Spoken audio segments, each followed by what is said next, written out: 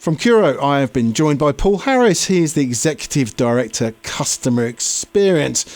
And Paul, if we may, we'll move on to some other areas of financial support that you give, and perhaps talk about it quite specifically as well, because I know you have particular support, don't you, for people that are struggling with their income?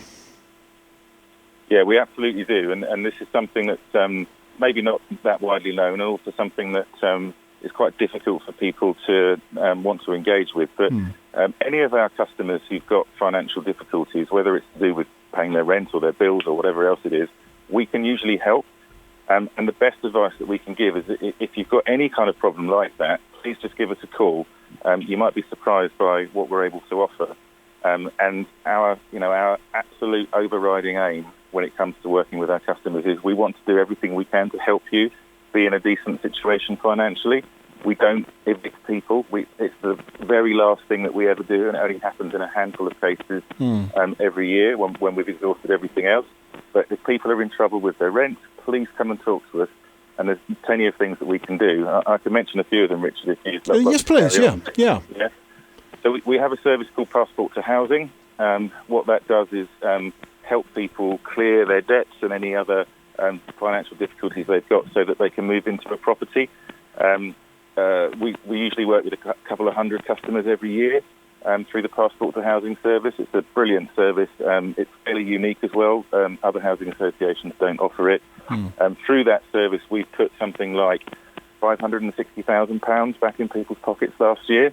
And that's an average of, I think it was about £5,000 per person. Wow. So we're able to work with other agencies to help clear some of those debts for people. So that's one thing that we offer. The other thing is we have a money advice service.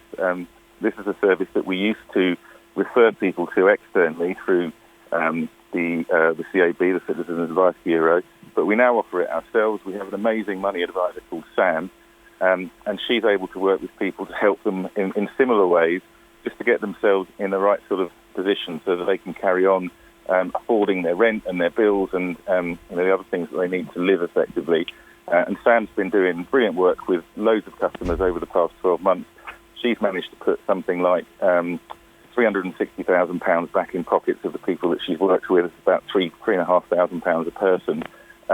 So please just talk to us, because we really can help in most situations. And if we can't help directly, then we have really good relationships with all of the other agencies who often can help where we can't. But there's all sorts of things that we do. We just need people to ring us. Don't be scared. Don't put your head in the sand about it. Talk to us and we can help.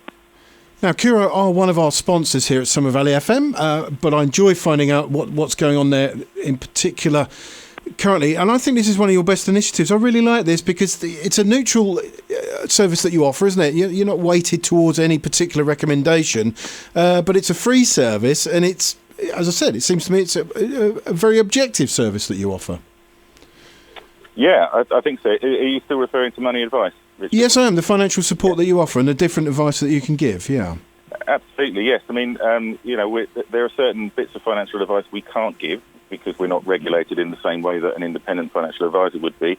But what we can do is we can work with you and really help you just to unblock some of the things that are causing problems. And, for example, lots of people are entitled to more benefits than they currently get, and they might not be aware of it. And what we can do with our money advice and our Passport to Housing services, we can make sure you are claiming all the benefits that you're entitled to.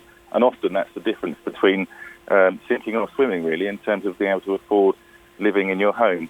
So, yeah, our main aim is to make sure that people can live sustainably in our homes. We want you to stay in our homes and live sustainably there. And if it's difficult financially, we can often help. Paul, I just wonder what your kind of gut feel and data suggested that the situation was after 13 months of people being adversely affected by income. Is your feel that there is some debt problems along the way, or do you think it's no worse than it was 13 months ago? It's difficult to be precise about it. Every month we do a live Facebook session, myself and one of the other directors at Curo, where we talk about these kinds of things with customers who just turn up for a chat. And we've asked several times whether financial difficulties have been the biggest problem during COVID, and consistently that's not what's come back. People have been saying that they're more fearful about their safety and about infection rates and things like that, more than financial difficulties. That's not to say that there haven't been people who've struggled. Absolutely. We've had several hundred people move on to universal credit who previously were earning money and gainfully employed. So we know it's affected quite a few people, but it's perhaps not been as disastrous as it could have been just yet. But then the other thing to note is that the furlough scheme is still in operation at the moment, and as that gradually winds down over the next 4 or 5 months, I think we're going to see another wave of people who don't get their jobs reconfirmed by their employers and unfortunately become unemployed.